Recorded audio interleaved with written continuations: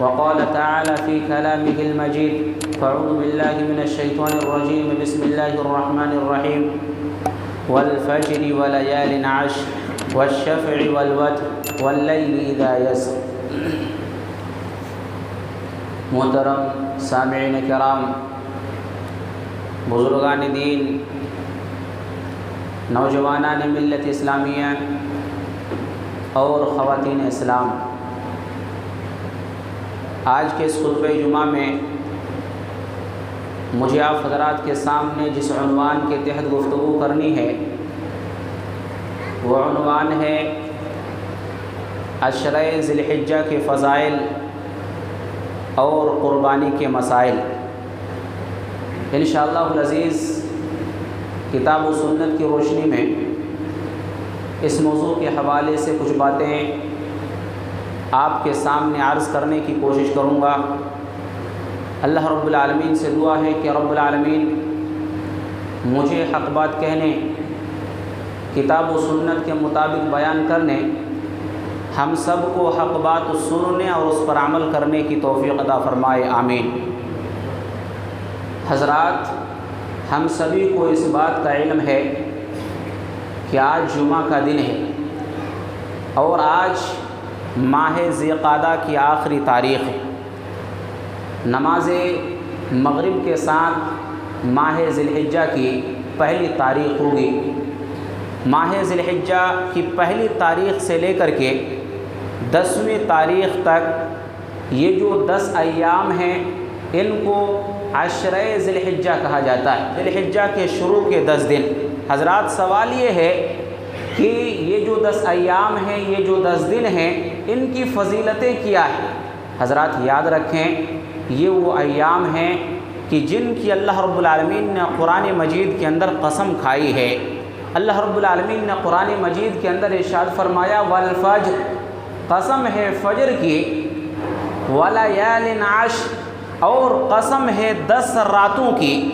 حافظ ابن کثیر رحمۃ اللہ علیہ نے لکھا ہے کہ یہاں پر 10 راتوں سے مراد ذی الحجہ کے شروع کے 10 ایام ہیں کہ جن کی اللہ رب العالمین نے قسم کھائی ہے۔ اور حضرات، یہ بات تو مسلم ہے کہ اللہ رب العالمین کسی معمولی شے کی قسم نہیں کھاتا ہے۔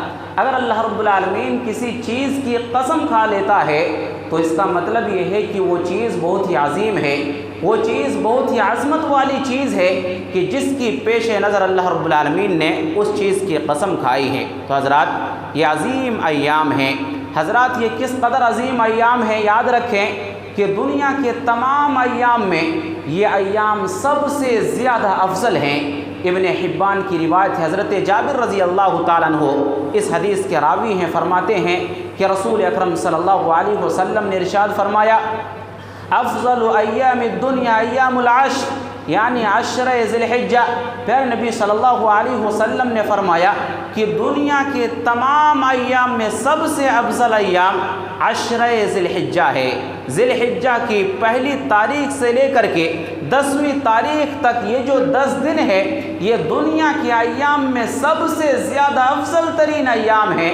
پھر نبی صلی اللہ علیہ وسلم سے سوال کیا گیا، یا رسول اللہ، یا اللہ کے رسول صلی اللہ علیہ وسلم، جہاد فی سبیل اللہ میں گزارے گئے ایام بھی ان کے برابر نہیں ہیں؟ پھر نبی صلی اللہ علیہ وسلم نے فرمایا ولا مثلہن فی سبیل اللہ، نہیں، جہاد فی سبیل اللہ میں گزارے گئے ایام بھی ان ایام کے برابر نہیں ہیں۔ پھر نبی نے فرمایا کہ ہاں، یہ اور بات ہے کہ ایک انسان جہاد فی سبیل اللہ میں مال کے ساتھ نکلتا ہے، جان کے ساتھ نکلتا ہے، اور مال خرچ ہو جاتا ہے اور وہ انسان خود شہید ہو جاتا ہے، تو اس کا معاملہ ایک الگ معاملہ ہے۔ لیکن جو بات یہ ہے کہ جہاد فی سبیل اللہ کے ایام کے مقابلے میں بھی یہ جو 10 ایام ہیں یہ افضل ترین ایام ہیں۔ حضرات، یہ صرف افضل ایام ہی نہیں ہیں، بلکہ ان افضل ایام کے اندر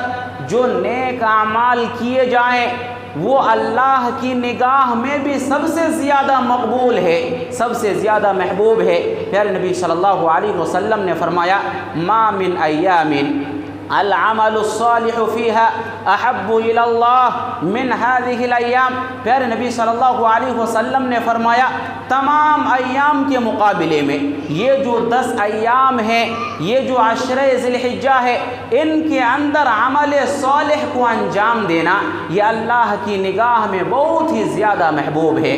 حضرات، اس حدیث کا تقاضا یہ ہے کہ یہ جو 10 ایام ہیں، ان ایام کے اندر عمل صالح کو انجام دیا جائے، فرائض کا اہتمام کیا جائے، نوافل کا اہتمام کیا جائے، نمازوں کی پابندی کی جائے، جو نفلی نمازیں ہیں ان نمازوں کا اہتمام کیا جائے، نفلی روزوں کا اہتمام کیا جائے، صدقہ و خیرات کا اہتمام کیا جائے، ساتھ ہی ساتھ جن لوگوں کے اوپر زکوٰۃ فرض ہے ان کی ذمہ داری ہے کہ ان ایام کے اندر زکوٰۃ کی ادائیگی کا اہتمام کرے، ساتھ ہی ساتھ حج و عمرے کی ادائیگی کریں، اور اسی طریقے سے ان ایام کے اندر ایک دوسرے کی حقوق کی ادائیگی کرنا، پڑوسیوں کے حقوق کا اہتمام کرنا، بھائی بہن کے حقوق کی ادائیگی کرے، بہن بھائی کی حقوق کی ادائیگی کرے، اور ایک دوسرے کے ساتھ خیر خواہی کا معاملہ کرے۔ حضرات، یہ جو ساری کی ساری چیزیں ہیں یہ نیک اعمال ہیں۔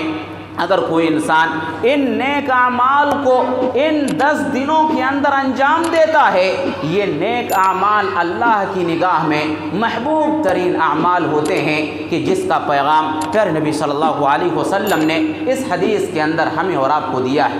اسی طریقے سے حضرات، ہم سبھی کو اس بات کا علم ہے کہ انہی ایام میں یوم عرفہ بھی آتا ہے۔ یوم عرفہ کہ جس کے بارے میں پیارے نبی صلی اللہ علیہ وسلم نے فرمایا الحج عرفہ، دراصل حج عرفات کے میدان میں جمع ہونے کا دوسرا نام ہے۔ حضرات، یہ دن اتنا اہم کیوں ہوئے؟ چونکہ پیارے نبی صلی اللہ علیہ وسلم نے عرفات کے دن کے بارے میں کیا فرمایا کہ جب حجاج کرام جس دن یعنی 9 ذی الحجہ کو جب حجاج کرام عرفات کے میدان میں پہنچتے ہیں تو اللہ رب العالمین فرشتوں کے سامنے فرشتوں کو گواہ بنا کر کے کیا کہتا ہے؟ اللہ رب العالمین کہتا ہے اے میرے فرشتے گواہ رہو، یہ میرے بندے ہیں جو دور دراز سے سفر کر کے یہاں پر جمع ہوئے ہیں، میں ان سارے بندوں کی بخشش کا اعلان کرتا ہوں، میں ان سارے بندوں کو معاف کرتا ہوں۔ تو حضرات، یہ عرفہ کا دن ہے کہ جس کے اندر اللہ رب العالمین حجاج کرام کی مغفرت کا عام انداز سے اعلان کرتا ہے۔ حضرات، یہ دن انہی 10 دنوں کے اندر ایک دن ہے۔ اسی طریقے سے حضرات، انہی 10 دنوں میں ایک دن یوم النحر بھی آتا ہے۔ یوم النحر جو قربانی کا دن ہے، قربانی کا دن کو یوم النحر کہا جاتا ہے۔ حضرات، جس طرح سے لیلۃ القدر یہ راتوں میں سب سے افضل رات ہے، راتوں میں سب سے زیادہ عظیم رات ہے، بالکل اسی طرح سے دنوں میں ایام میں سب سے زیادہ عظیم دن یوم النحر کا دن ہے، قربانی کا دن ہے۔ پیارے نبی صلی اللہ علیہ وسلم نے فرمایا اعظم الایام عند اللہ یوم النحر، دنوں میں سب سے عظیم دن اللہ کی نگاہ میں یوم النحر کا دن ہے۔ حضرات، یہ ان دنوں کی فضیلتیں ہیں۔ حضرات، ان دنوں کو یہ فضیلتیں کیوں حاصل ہیں؟ ان دنوں کو عظمت والے ایام ہونے کا شرف کیوں حاصل ہے؟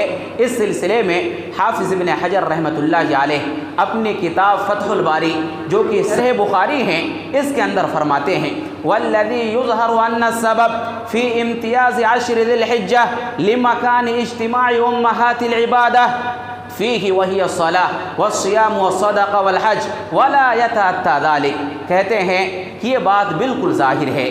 حافظ ابن حجر الاسقلانی رحمۃ اللہ علیہ فرماتے ہیں کہ یہ بات بالکل ظاہر ہے کہ تمام ایام کے مقابلے میں ان 10 دنوں کو جو فضیلت حاصل ہے، فوقیت حاصل ہے، اس کا سبب صرف یہی ہے کہ ان 10 دنوں کے اندر جو بڑی بڑی عبادتیں ہیں، بڑی بڑی ساری عبادتوں کو ان 10 دنوں کے اندر جمع کر دیا گیا ہے۔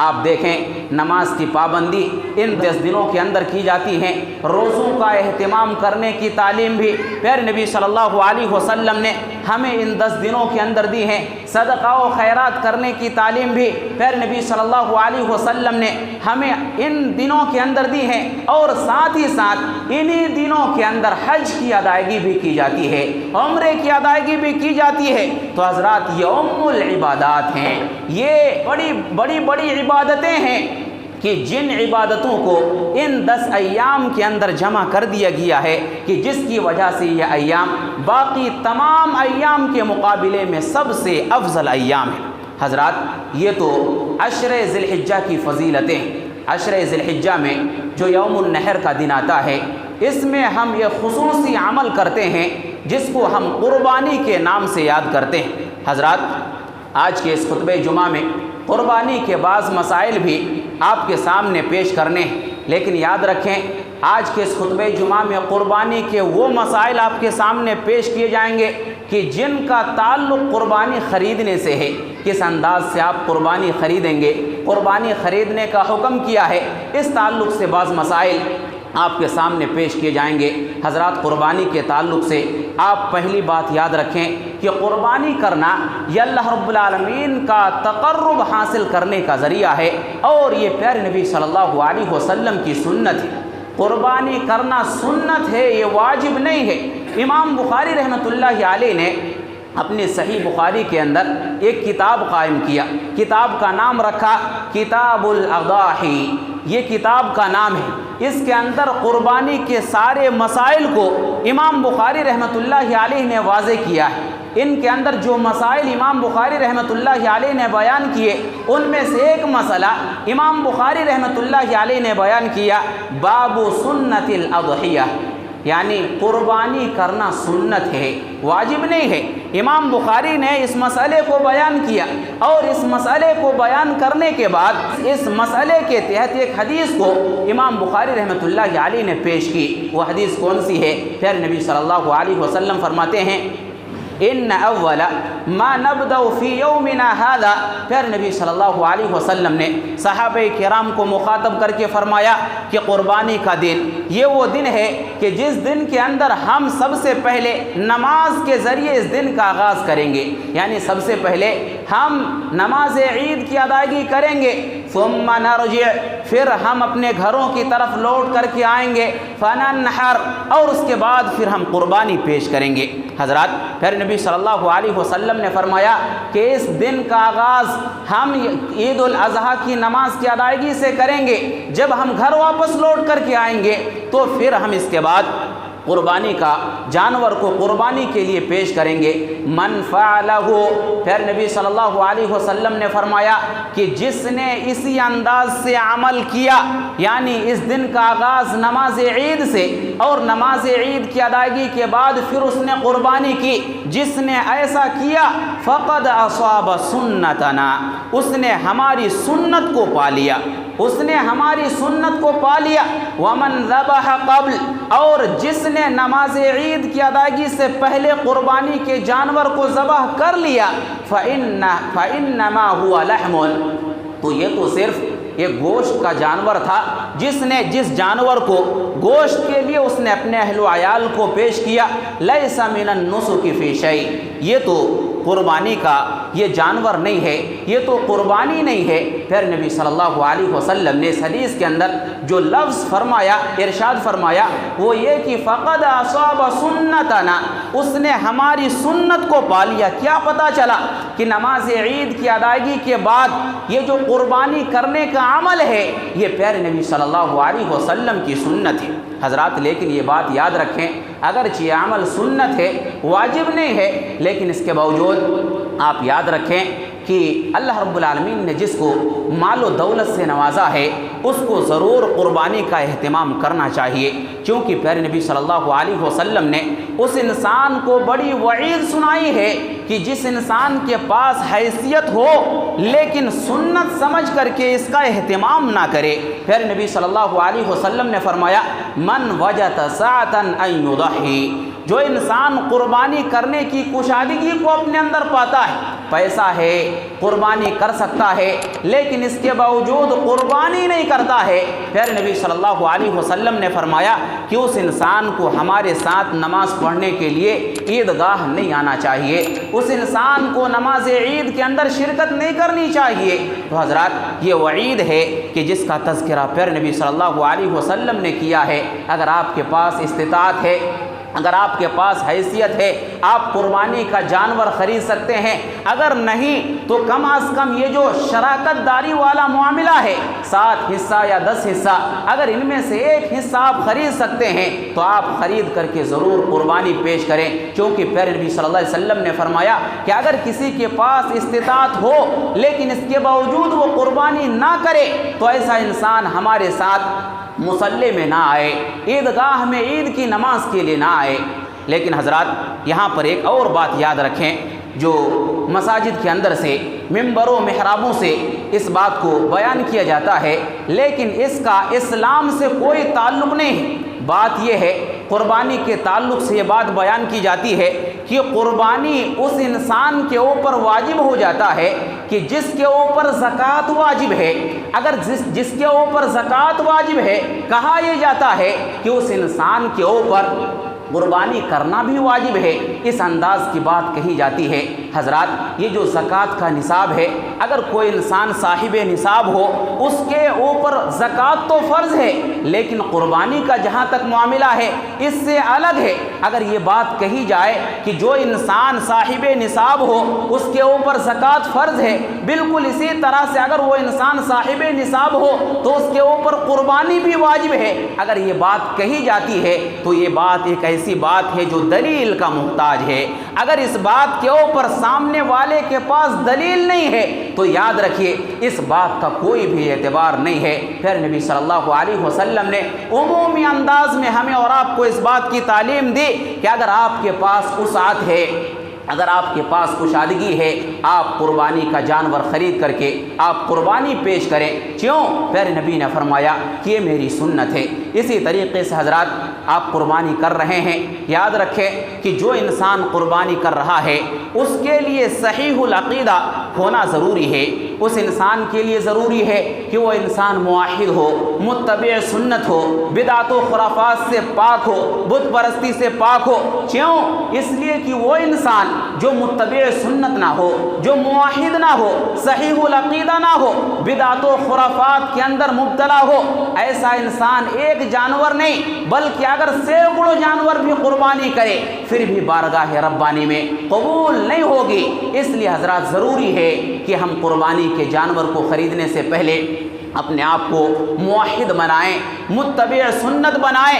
اگر ہم موحد ہیں، متبع سنت ہیں اور اس کے بعد ہم قربانی پیش کرتے ہیں بارگاہ ربانی میں، وہ قربانی قبول کر لی جاتی ہیں۔ اسی طریقے سے حضرات ایک قربانی کے تعلق سے ایک مسئلہ یاد رکھیں کہ وہ لوگ جو قربانی کرنے کا ارادہ رکھتے ہیں، میں سب کی بات نہیں بول رہا ہوں، ہر ایک کی بات نہیں بول رہا ہوں، وہ لوگ جو قربانی کرنے کا ارادہ رکھتے ہیں وہ لوگ اپنے ناخنوں کو، اپنے بالوں کو نہ کاٹیں۔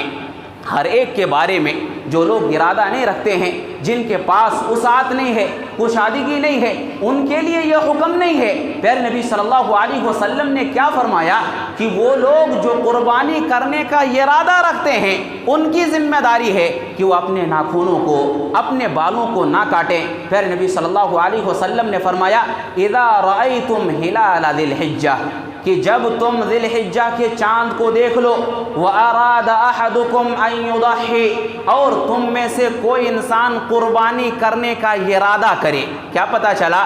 جو انسان قربانی کرنے کا ارادہ کر رہا ہے اس انسان کے لیے حکم ہے۔ جس نے قربانی کرنے کا ارادہ نہیں کیا یا جس کے پاس وسعت نہیں ہے، قربانی نہیں کر رہا ہے، اس کے لیے حکم نہیں ہے۔ پھر نبی صلی اللہ علیہ وسلم نے فرمایا کہ جب تم ذی الحجہ زلحجہ کے چاند کو دیکھ لو اور تم میں سے کوئی قربانی کرنے کا ارادہ کرے فَلْيُمْسِكْ عَنْ شَعْرِهِ وَأَظْفَارِهِ، وہ انسان اپنے بالوں کو اور اپنے ناخنوں کو نہ کاٹے۔ حضرات، پھر نبی صلی اللہ علیہ وسلم کی تعلیم یہ ہے کہ 10 دنوں کے اندر اپنے بالوں کو ناخنوں کو نہ کاٹیں۔ جب قربانی کا جانور ذبح کرے، قربانی کے جانور کو ذبح کرنے کے بعد اپنے بال کو نکالے، اپنے ناخنوں کو کاٹے، اس پر بھی انسان کو ثواب دیا جاتا ہے، انسان اس کے ذریعے سے بھی ثواب کو حاصل کر سکتا ہے۔ حضرات، یہ قربانی کے تعلق سے مسائل ہیں کہ جن کا اہتمام ہمارے لیے اور آپ کے لیے ضروری ہے۔ اسی طریقے سے حضرات یاد رکھیں، قربانی کا جانور کیسا ہو۔ ہم قربانی کا جانور خریدنے لگے ہیں اور جو لوگ نہیں خریدے ہیں اور ہم میں سے وہ لوگ خریدنے والے ہیں، اب سوال یہ ہے کہ قربانی کا جانور کیسا ہونا چاہیے؟ تو یاد رکھیں، جانور بہیمۃ الانعام میں سے ہونا چاہیے۔ یہ بہیمۃ الانعام یہ کیا چیز ہے؟ اس کے اندر 8 طرح کے جانور شامل ہیں۔ گائے ہے، اونٹ ہے، بھیڑ کے اندر دمبی بھی ہے، اسی طریقے سے بکری بھی ہے۔ یہ 4 ہے اور 4 کو نر اور مادہ دونوں کر لیجئے تو ایسی صورت میں کل ملا کر کے 8 جانور ہوتے ہیں۔ 8 میں سے کسی ایک جانور کو آپ قربانی کے لیے خرید سکتے ہیں۔ اللہ رب العالمین نے فرمایا وَلِكُلِّ أُمَّةٍ جَعَلْنَا مَنْسَكًا لِيَذْكُرُوا اسْمَ اللَّهِ عَلَى مَا رَزَقَهُم مِّن بَهِيمَةِ الْأَنْعَامِ۔ اللہ رب العالمین نے فرمایا کہ ہر امت کے لیے ہم نے قربانی کے طریقے متعین کیے ہیں تاکہ یہ لوگ جو بہیمۃ الانعام جو اللہ رب العالمین نے ہمیں اور آپ کو عطا کیا ہے، تاکہ بہیمۃ الانعام کے اوپر اللہ رب العالمین کا نام لے کر کے ان کو ذبح کیا جائے۔ تو حضرات، بہیمۃ الانعام کی جو تفسیر ہے مفسرین نے کی ہے وہ یہ کہ اس کے اندر صرف 4 طرح کے جانور شامل ہیں۔ اگر نر اور مادہ دونوں کو ملا لیا جائے تو 8 طرح کے ہو جاتے ہیں۔ گائے ہے، اسی طریقے سے اونٹ ہے، اسی طریقے سے بھیڑ ہے، بھیڑ کے اندر وہ دمبا یا دمبی بھی شامل ہے، اسی طریقے سے بکرا ہے۔ اگر اس کو نر اور مادہ کر لیا جائے، یہ کل ملا کر کے 8 قسم کے جانور ہوتے ہیں۔ انہی 8 قسم میں سے کسی ایک قسم کے جانور کو ہم قربانی کے لیے خرید سکتے ہیں کہ جس کا تذکرہ اللہ رب العالمین نے اس آیت کریمہ کے اندر کیا ہے۔ اسی طریقے سے حضرات آپ یاد رکھیں، آپ قربانی کے جانور کو خریدنے کے لیے جا رہے ہیں۔ قربانی کا جو جانور آپ خرید رہے ہیں، قربانی کا جانور دتا ہونا ضروری ہے۔ کم از کم وہ جانور 2 دانتوں والا ہو، 2 دانتوں والا ہو، اس سے اوپر ہو تو کوئی حرج کی بات نہیں، لیکن 2 دانتوں سے کم والا تو نہیں ہونا چاہیے۔ لیکن یہ ایک صورتحال ہے، اگر آپ کو دتا والا جانور نہیں مل رہا ہے، وہ جانور جس کے 2 دانت آ چکے ہوں، ایسا جانور پورے مارکیٹ میں نہیں مل رہا ہے، اور وہیں پر ایک بھیڑ کا بچہ جس کو جزع کہا جاتا ہے، جو 1 سال کمپلیٹ کر چکا ہے، اگرچہ اس کا دانت نہ آیا ہو، آپ مشکل حالات میں ایسے جانور کو خرید کر کے آپ قربانی کر سکتے ہیں۔ کب؟ جب آپ کو دتا ہوا جانور نہ ملے۔ اگر مارکیٹ کے اندر کوئی بھی جانور دتا ہوا آپ کو نہ ملے، تب ایسی صورت میں بھیڑ کا بچہ جو 1 سال کا ہو چکا ہو، ایسا جانور اگرچہ دتا نہ ہو، پھر بھی آپ اس کو خرید کر کے قربانی کے لیے پیش کر سکتے ہیں۔ پھر نبی صلی اللہ علیہ وسلم نے فرمایا لا تذبحوا الا المسنہ، کہ تم صرف اور صرف دتا ہوا جانور ہی کو قربانی کے لیے پیش کرو، الا ان یعثر علیکم، مگر یہ کہ تم مشکل میں پڑ جاؤ، تم کو دتا ہوا جانور نہ ملے۔ پھر نبی صلی اللہ علیہ وسلم نے فرمایا فتذبحوا جزعا من الضان، کہ تم جو بھیڑ کا بچہ جزعہ ہے، جزعہ کو خرید کر کے، اگر تم کو دتا ہوا جانور نہ ملے تو بھیڑ کا بچہ جو جزعہ ہے اس کو خرید کر کے تم قربانی کے لیے ذبح کر سکتے ہو، قربانی کے لیے پیش کر سکتے ہو۔ حضرات، یہ جزعہ کیا ہے، یہ کون سا بچہ ہے، اس کی تشریح کرتے ہوئے امام نووی رحمۃ اللہ علیہ شرح مسلم کے اندر فرماتے ہیں والجزع من الضان ما له سنة تامہ، کہ جزعہ بھیڑ کا وہ بچہ ہے کہ جو 1 سال کمپلیٹ کر چکا ہو، مکمل کر چکا ہو۔ کہتے ہیں ہمارے اصحاب کے درمیان یہی بات معروف و مشہور ہے، اور اہل لغت کے درمیان بھی یہی بات معروف و مشہور ہے کہ جزعہ بھیڑ کے اس بچے کو کہا جاتا ہے جس نے 1 سال کمپلیٹ کر لیا ہو۔ اگر یہ بچہ دتا نہ ہو لیکن پھر بھی مشکل حالات میں اس بچے کو خرید کر کے قربانی کے لیے پیش کیا جا سکتا ہے۔ تو حضرات پتہ یہ چلا کہ جب آپ قربانی کے جانور کو خریدنے کے لیے جائیں، دیکھیں کہ دانت آیا ہے یا نہیں آیا ہے، دتا ہوا ہے یا نہیں دتا ہوا ہے۔ اگر دتا ہوا ہے تب جا کر کے آپ ایسے جانور کو قربانی کے لیے خریدیں۔ اسی طریقے سے حضرات یاد رکھیں، قربانی کے جانور آپ خریدیں لیکن قربانی کا جانور 5 طرح کے عیوب سے پاک ہو۔ یعنی قربانی کا جو جانور آپ خرید رہے ہیں اس کے اندر 5 قسم کے عیب نہیں ہونا چاہیے۔ وہ 5 قسم کے عیب کون کون سے ہیں؟ حضرات یاد رکھیں، پہلی چیز، کان کٹا ہوا نہیں ہونا چاہیے، کان چیرا ہوا نہیں ہونا چاہیے، کان کے اندر سوراخ نہیں ہونا چاہیے۔ پیارے نبی صلی اللہ علیہ وسلم کی حدیث ہے، مسند احمد کی روایت ہے، حضرت علی رضی اللہ تعالیٰ عنہ بیان کرتے ہیں، کہتے ہیں کہ امرنا رسول اللہ صلی اللہ علیہ وسلم، اللہ کے رسول صلی اللہ علیہ وسلم نے ہمیں حکم دیا کہ ہم بازار میں جائیں اور قربانی کے جانور کو خرید کر کے لے آئیں۔ پھر نبی صلی اللہ علیہ وسلم نے فرمایا کہ علی جانا قربانی کے جانور کو خریدنے کے لیے، قربانی کے جانور کی آنکھوں کو اور کانوں کو اچھی طریقے سے چیک کر لے لائیں، کہیں ایسا نہ ہو کہ کان کٹا ہوا ہو، کہیں ایسا نہ ہو کہ کان چرا ہوا ہو، سامنے سے دائیں سے بائیں سے کان چرا ہوا ہو، کان کے اندر کوئی سوراخ بھی نہ ہو۔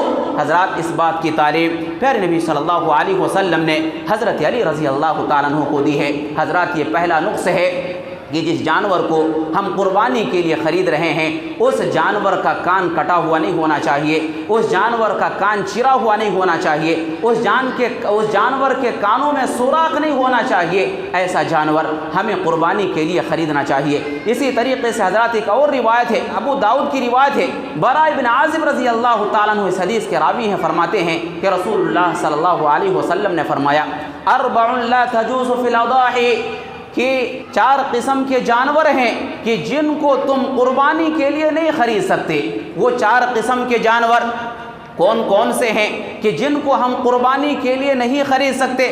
پیارے نبی صلی اللہ علیہ وسلم نے فرمایا العوراء بین عورها، ایسا کانا جانور جس کا کانا پن بالکل واضح ہو جائے۔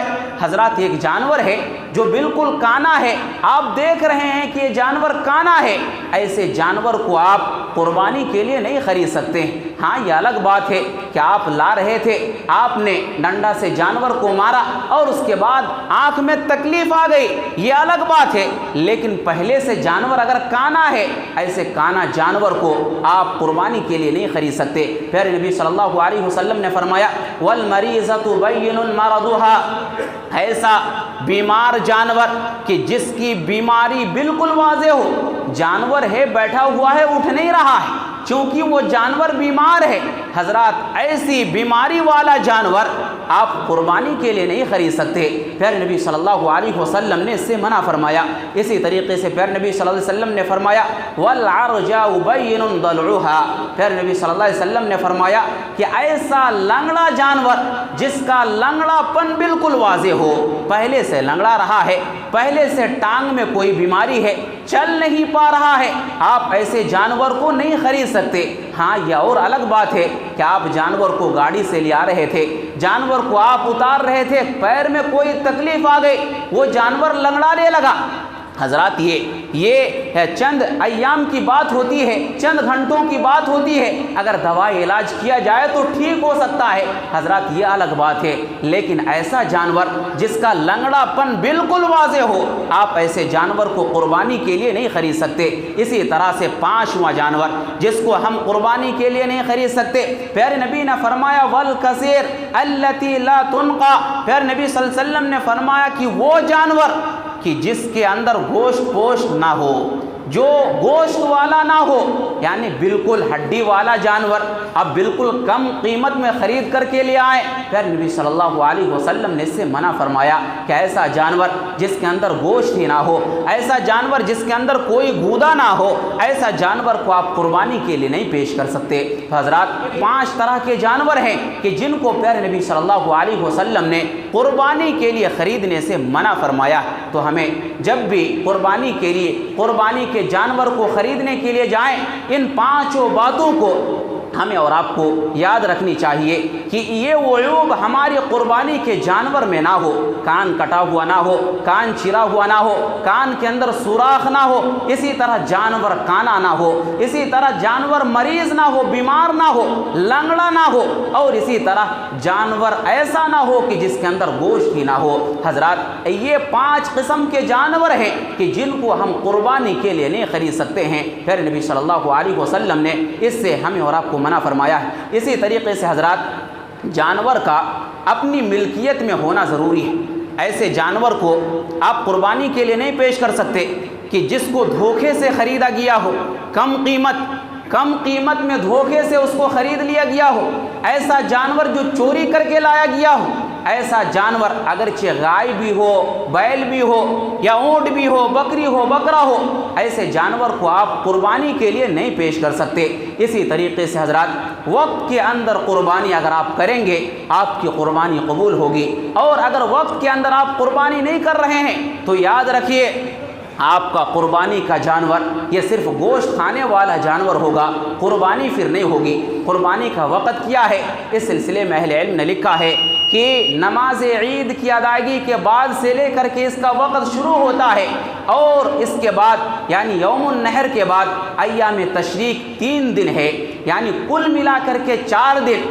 یوم النحر کا دن نماز عید کی ادائیگی کے بعد اس کا وقت شروع ہوتا ہے، اور یوم النحر کے بعد ایام تشریق جو کہ 3 دن کو کہا جاتا ہے، یوم النحر کے بعد 3 دن 11 ذی الحجہ، 12 ذی الحجہ، 13 ذی الحجہ، 13 ذی الحجہ کے سورج کے غروب ہونے تک آپ قربانی کا جانور ذبح کر سکتے ہیں۔ حضرات آپ کو ان باتوں کا خیال رکھنا چاہیے۔ اسی طریقے سے حضرات جہاں تک شراکت کا معاملہ ہے تو اس سلسلے میں آپ 2 باتوں کو یاد رکھیں۔ ایک قربانی کا جانور جس کو ہدیے کا جانور بولا جاتا ہے، جو لوگ حج کرنے کے لیے جاتے ہیں اور جو قربانی پیش کرتے ہیں، جو لوگ حج کرنے کے لیے گئے ہوئے ہیں اور وہ جو قربانی کا جانور پیش کرتے ہیں اس کو ہدیے کا جانور کہا جاتا ہے۔ اگر وہ جانور گائے کی شکل میں ہے تب بھی وہ لوگ 7 لوگ شریک ہو سکتے ہیں، اگر وہ جانور اگر اونٹ کی شکل میں ہے تب بھی حجاج کرام اس کے اندر 7 ہی لوگ شریک ہو سکتے ہیں۔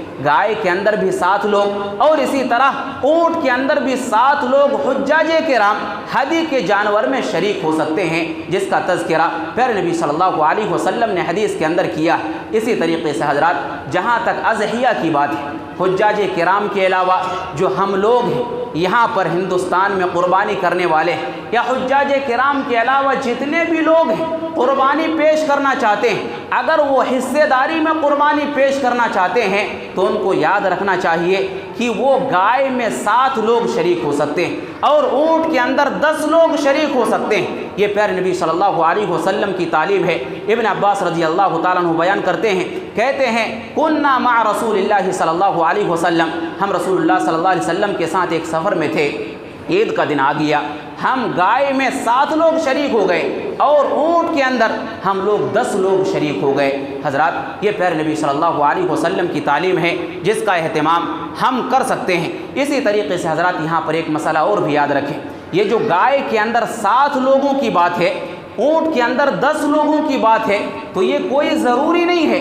اگر ایک گائے کو کوئی ایک انسان خرید کر کے قربانی کرنا چاہے تو درست ہے، اگر 2 لوگ مل کر کے ایک گائے کی قربانی پیش کرنا چاہے تو یہ بھی درست ہے، اگر 3 لوگ خرید کر کے اگر ایک گائے کی قربانی پیش کرنا چاہے تو اس میں بھی کوئی حرج کی بات نہیں ہے۔ 7 یہ زیادہ سے زیادہ حصہ ہے گائے کے اندر، 7 سے زیادہ نہیں ہو سکتا، لیکن اگر 5 لوگ مل کر کے یہ گائے کو خرید کر کے اگر وہ قربانی کے لیے پیش کرنا چاہے تو پیش کر سکتے ہیں۔ 7 حصہ کرنا ضروری نہیں ہے، اگر نہ ہو تو پیارے نبی صلی اللہ علیہ وسلم نے فرمایا کہ 7 لوگ شریک ہو کر کے ایک گائے کو خرید کر کے اللہ رب العالمین کی بارگاہ میں قربانی کے لیے پیش کر سکتے ہیں۔ اسی طریقے سے حضرات آخری بات یاد رکھیں، پیارے نبی صلی اللہ علیہ وسلم کی ایک حدیث، عطا بن یسار کہتے ہیں کہ میں نے ابو ایوب انصاری سے سوال کیا کیف کانت الضحایا علی عہد رسول اللہ صلی اللہ علیہ وسلم، اللہ کے رسول صلی اللہ علیہ وسلم کے زمانے میں قربانی کس انداز سے کی جاتی تھی؟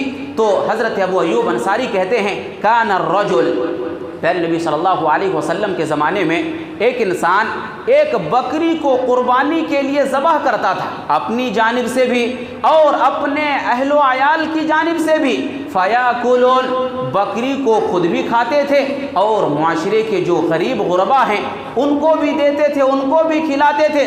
حتی تباہ الناس، یہاں تک کہ لوگ ایک دوسرے پر فخر کرنے لگے۔ فصارت کما ترا، کہتے ہیں معاملہ ایسا ہو گیا جیسا کہ آج آپ دیکھ رہے ہیں۔ حضرات یہاں پر ایک بات بیان کر کے میں اپنی بات کو ختم کروں گا کہ اگر ایک باپ ہے، اس کے 4 بیٹے ہیں، باپ کے پاس بھی پیسہ ہے اور بیٹے کے پاس بھی، سارے بیٹوں کے پاس بھی پیسہ موجود ہے، شریعت کی تعلیم یہ ہے کہ اگر سب کی ہنڈی ایک ساتھ ہے، اگر سارے لوگ ایک ساتھ کھانا کھا رہے ہیں، اگر باپ نے قربانی پیش کر دی ہے بکری کی شکل میں یا بکرے کی شکل میں، تو بیٹے کی ذمہ داری ہے کہ الگ الگ قربانی پیش نہ کرے۔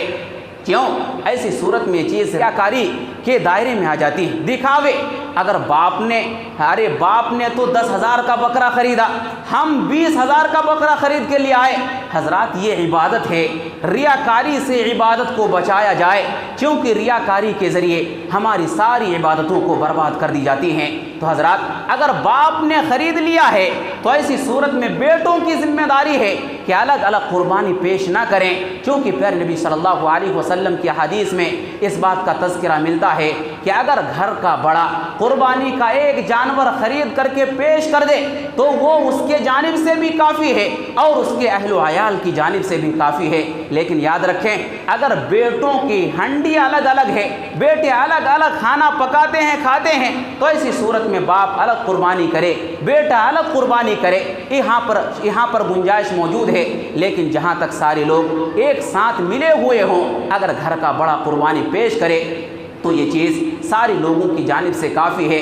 یہ فخر و مباحات کے لیے کہ ہمارا بکرا اتنی قیمت کی ہے، ہم نے اتنے روپیہ کا بکرا خریدا ہے، ہم نے 5,000 10,000 دے کر کے اونٹ کا حصہ لیا ہے، صرف فخر و مباحات کے لیے، ایک دوسرے سے آگے بڑھنے کے لیے قربانی پیش نہ کی جائے۔ ریاکاری سے اپنے آپ کو بچایا جائے، کیونکہ ریاکاری ایک ایسی چیز ہے جو ہماری ساری عبادتوں کو تباہ و برباد کر دیتی ہیں۔ حضرات یہ قربانی کے مسائل چند مسائل تھے جس کا تذکرہ آپ کے سامنے کیا گیا۔ انشاءاللہ العزیز آئندہ خطبہ جمعہ کے اندر بھی اسی قربانی کے احکام و مسائل کے تعلق سے بہت سارے مسائل اور بھی ہیں جو آپ کے سامنے بیان کیے جائیں گے۔ اخیر میں ہم اللہ رب العالمین سے دعا کرتے ہیں کہ اللہ تو ہم تمام لوگوں کو کتاب اللہ اور سنت صحیحہ کے مطابق زندگی گزارنے کی توفیق عطا فرما۔